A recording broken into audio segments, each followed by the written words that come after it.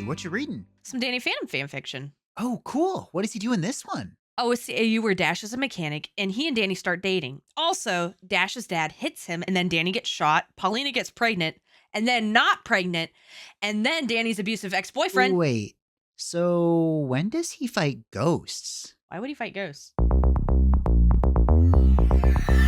She's a baka. India baka.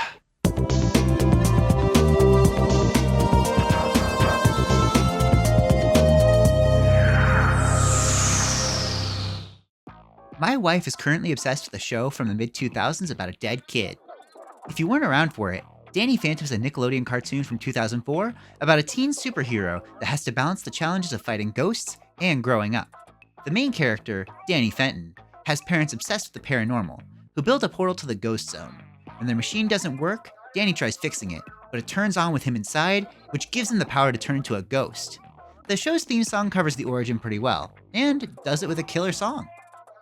While honestly, it's an amazing show, I think for most of us who grew up in the 2000s, it was just one of those shows that Nick was showing whenever SpongeBob wasn't on. It's a show we enjoyed as kids, but I haven't really thought about it since then. My wife enjoys it a bit differently. If she's not rewatching the whole series for the millionth time, she's reading fan fictions, drawing fan art, or talking with friends on Discord that are also part of the fandom. Yeah, fandom, with a PH. Yeah, it's a pun on Phantom. And honestly, awesome name.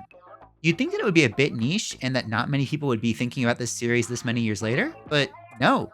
This fandom is still booming, and it's, interesting. And that's why I'm here. I want to talk about just how weird and wild the Danny fandom is. This isn't going to be some iceberg video where I talk about everything, and I am doing absolutely zero research for this. Everything I have learned about this fandom has been against my will. So I'm just repeating what I learned from my wife, info dumping about her favorite dead Blorbo. Hi. But first, I want to talk about the creator of the show and why the whole fandom almost unanimously hates him. If you haven't watched Danny Phantom, but it still looks familiar, you might recognize the style from Fairly OddParents, one of Butch Hartman's other shows. Back in the early 2000s, he was cranking out show after show for Nick. Fairly OddParents, Danny Phantom, Tough Puppy, Bunsen is a Beast. He's got plenty of showrunner credits under his belt. He's like Dan Schneider for cartoons. He's also well known for his attempt at starting Oaxis, a streaming service, but he hid the fact that it was intended to be populated by Christian content so that he could still get money from his fans of other faiths. He's also taken money from fans by doing commissions, which vary in quality from pretty cool, to not so great, to straight up traced. The more you watch of Danny Phantom, the more you start to figure out what Butch contributed and what the rest of the team did. Whenever there's a fart joke, or people being downright cruel to each other, he most likely had a hand in it. Whenever there's more heartfelt, thoughtful moments, or really cool concepts, the fandom credits that work to Steven Silver or other members of the DP crew. In fact, some reports suggest that Butch had very little to do with the show at its peak, only really making minor suggestions or revisions to others' work, so that he could still claim his executive producer role on episodes. This especially makes sense when it seems like he doesn't get the lore of his own show. Maybe it's his faith wanting to avoid topics like ghosts, but his biggest claim is that the ghosts from Danny Phantom aren't the spirits of dead people, but more like aliens from another dimension. It would make more sense if there weren't ghosts in the show that told the story of how they died.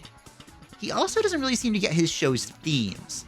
A lot of Danny's story comes from hiding his ghost self from his family and his fear that they'll hate him if they found out. These themes could make for a great allegory for being a queer child, whether that's gay or transgender. One of my favorite bits is that when Danny's older sister Jazz finds out that he's a ghost, she lets him tell her first. She doesn't force her way into his identity. She lets him come out at his own pace and covers for him in the meantime. Butch, however, is not supportive of the fan idea that Danny might be queer, which makes sense for a man of faith. He doesn't like Danny being shipped with other boys. Heck, he doesn't even like Danny being shipped with anyone but Sam, his goth best friend and forced love interest, claiming that anyone who is shipped otherwise isn't a true Danny Phantom fan. Honestly, I am personally a huge hater of the trope of opposite gender best friends becoming love interests. Danny and Sam make for great friends, but I think that Valerie, the ghost hunter that hates Phantom, is a way better ship with so much more chemistry and oh no, I'm joining the ship wars here, aren't I? I think one thing that the fandom hates most though is Phantom Planet, the series finale. There's a lot to complain about, but the biggest gripe is that it ends with Danny revealing his secret identity. Most of the fun of the story is him keeping his secret, well, secret. So for the longest time, most fanfiction authors just pretend that episode never existed. Thankfully, in 2023, 16 years after the series ended, the graphic novel A Glitch in Time was released, a time-traveling piece of fan service that brought back a fan-favorite villain and decanonized Fandom Planet. But now that we've talked about what's canon, let's talk about some headcanons. One thing that Danny Phantom is known for is its ability to leave loose threads, and the fandom loves tying those threads together. The first one I'm going to talk about is Trans Danny. We've already talked about how Hartman isn't a fan of theories like these, but it is widely accepted in the fandom that Danny could be Transmask, a boy who was assigned female at birth.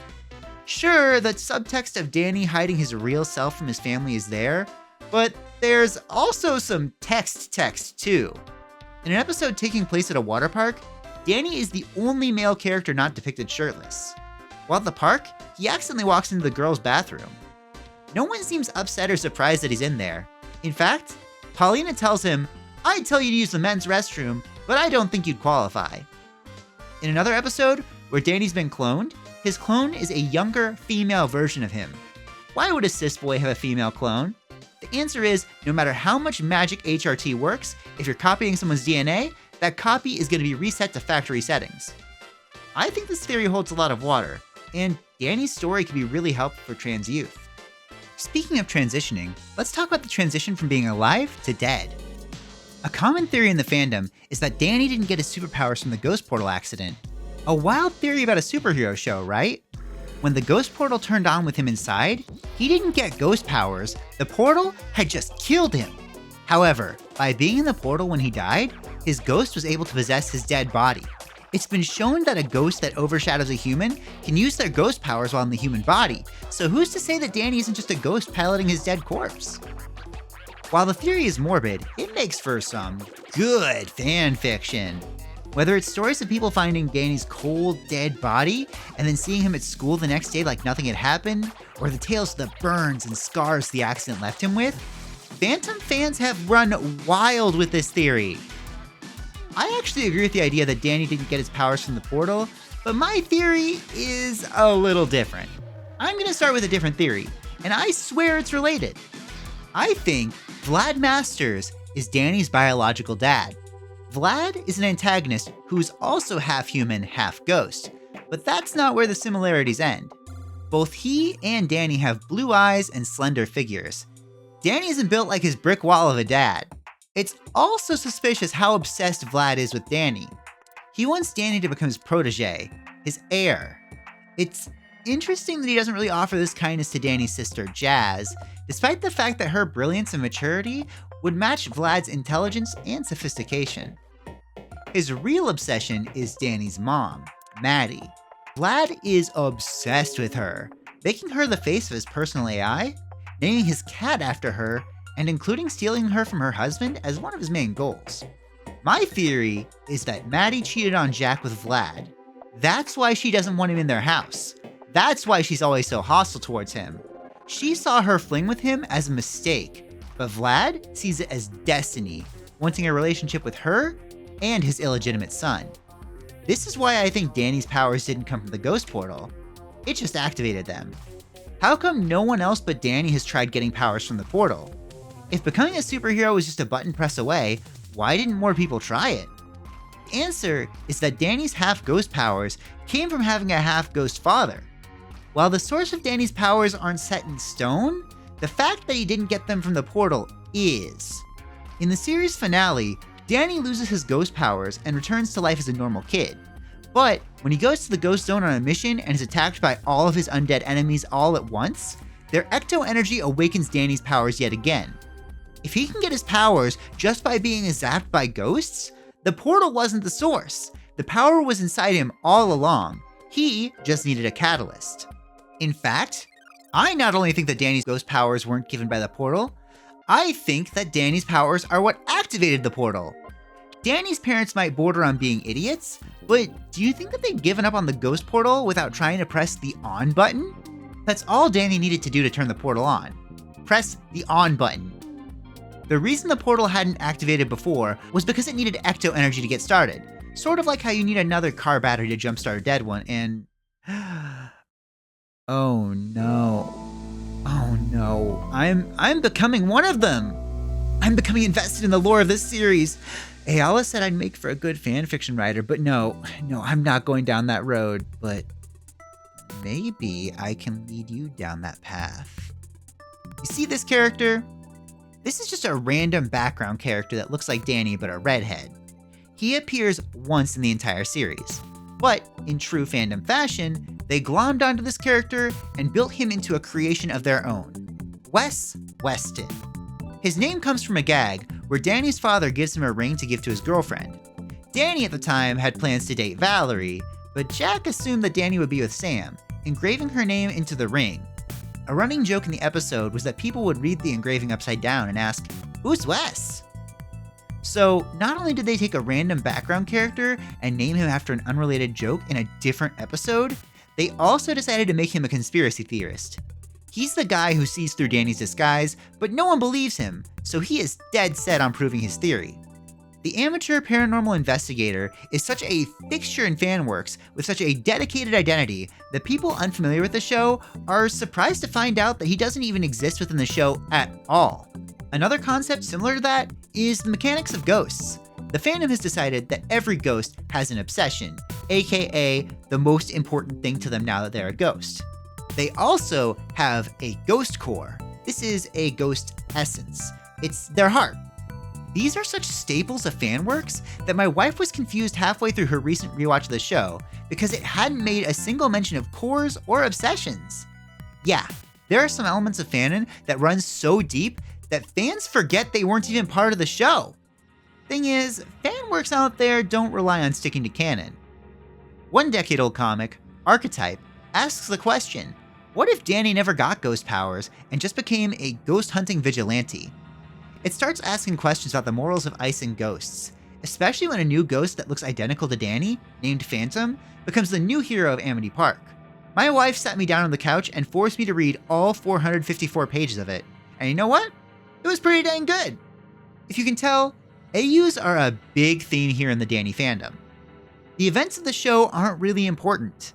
Some categories include AUs that focus on the idea of what if Danny really was a reanimated corpse, such as Lockjaw, my wife's fic about Danny waking up in the morgue with his jaw wired shut.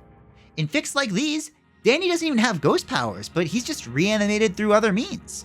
If you think that Danny waking up after being dissected and embalmed is intense, just wait until you find out about vivisection! For those of you not in the medical field or the freak field, vivisection is like dissection, but on a living specimen. So many works involve Danny getting cut open that no vivisection has had to become a tag in the fandom. Usually, Danny's captors are the guys in white, his mom, or a mix of the two, with his mom working for the guys in white, with one of the most famous, or infamous works in the community being the story of Danny's mom unknowingly operating on her son, cutting off his hand in the process. Phantom fans really seem to love Danny getting hurt, to the point where I'm going to be using some very coded language to describe this next fan work, because otherwise I'm gonna get demonetized. It opens with the students of Amity Park confused at the alarm going off.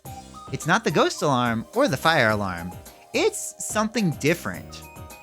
All of the students are corralled into the gym by men with human weaponry, threatening to fill them with holes unless the mayor gives in to their demands, and they start with a hole between Danny's eyes. If school-related tragedies weren't enough, the infamous 9-Ecto-11 fic raises the bar. After seeing thousands of ghosts in the streets of NYC, Danny goes to Clockwork, a ghost in control of time, asking to return to 2001 to prevent the September 11th tragedy. When he fails, ghosts become blamed for the attack, and he returns to a future where ghosts are public enemy number 1. If you enjoy fanworks like this about horrifying atrocities, then you will be happy to know that there's a fic about the most horrifying atrocity in all of history. Sam Manson is one of the few canonically Jewish characters, so of course, well, you know where I'm going with this, she's the star of the story of how she escapes from one of the most infamous, camps of all time. Wait, what's that? There's multiple fics about the You know what? Enough of the controversial and morbid. I'd rather talk about some of the lighter fan content. Despite not being involved in the fandom at all, there's one running joke in the fandom that I regularly reference. In one fan work, Danny's mom sees his glowing green eyes, and in an attempt to keep his secret safe, he says that it was ectoplasm contamination. He ate ectoplasm as a dipping sauce for his tater tots. What did it taste like? She asks. Ranch 2, he responds. And thus, ectoplasm earned the nickname Ranch 2, and as a result, I now call every mystery sauce Ranch 2. Lots of AUs like to picture Danny as a monster other than a ghost. Some will feature him as an eldritch creature. Others will have him appear as a goblin-like cryptid. My favorite one my wife has shared with me, though, is the Birdrich AU, where Danny turns into a large, ghostly, flightless bird. A few other common themes in the fandom include stories where Danny keeps his identity secret from everyone, including Sam and Tucker, dubbed No One Knows. Fics where Danny defeats the Ghost King and becomes the new Ghost King, but to the chagrin of most of the fandom, crossover fics are wildly popular. But not just any crossover, crossovers with the DC universe, almost exclusively with Batman. Yep, I'm gonna talk about DPXDC. Half the fandom hates it, half can't live without it. Guess which half I've been living with? I'll give you a hint. Someone under my roof has watched Under the Red Hood 3 times this month, and it wasn't me. Well, willingly at least. Yeah, my wife is obsessed with Red Hood right now, and he's a common cast member in the DPXDC fics, because just like Danny, he's a kid that cheated death. If you're familiar with Red Hood, aka Jason Todd, he used to be Robin, but then the Joker introduced him to the wrong side of a crowbar and canceled his free subscription to Life magazine. Well, Ra's al Ghul is not a huge fan of this, and throws the kid into this magic soup called the Pits of Lazarus, and that brings him back to life. Jason uses his second chance on life to become Red Hood, a no-nonsense vigilante. He's essentially Batman, but with guns. Shadow the Hedgehog for comic enjoyers. Because Danny Phantom fans really love their dead teens, most fics involve Phantom and Red Hood being besties, rivals, lovers, or enemies to lovers. There is a non-zero amount of kissing in these fics. Which, fun fact, did you know that the Danny Phantom fanbase has earned the title of most ace fanbase? It has the smallest ratio of spicy to non-spicy fan content of any other fandom. These weirdos don't get their kicks from their favorite character's sheet wrestling. They would rather see their blurbles get cut open and tortured. Danny Phantom is such a rabbit hole that I witnessed my wife go from watching episodes of a Nickelodeon show from the mid-2000s to watching Batman Ninja and kicking her feet whenever Red Hood showed up, all without leaving the same fandom. But I know I've been ragging on it a lot, but I think it's really cool that she's discovered this. One of my favorite things is hearing folks info dump about the stuff that they love, and she definitely loves this fandom. Whether it's her describing the fanfic she's reading at bedtime, seeing her research Batman lore so she can better understand her DPXDC content, or listening to her giddily chat on Discord with her Phantom friends, or seeing her draw fan art. It makes me so happy seeing her happy. Wait, did you say you love hearing me info dump? Wait, oh, well, I need no! to tell you about I need to tell you about the one AU that I'm writing right now where Danny's actually a churchgram, and if you don't know what a churchgram is, it's pretty much like a protective spirit that helps like protect graveyards and stuff. Essentially, like if someone dies and they build a new graveyard and they have to like bury someone, what they'll do before they bury a person, they believe that whatever's buried there first will protect that graveyard. So what they do, instead of burying a person so that they're subjected to having this job their whole life, they end up just burying an animal. It could be dog, it could be cat, but I like dogs.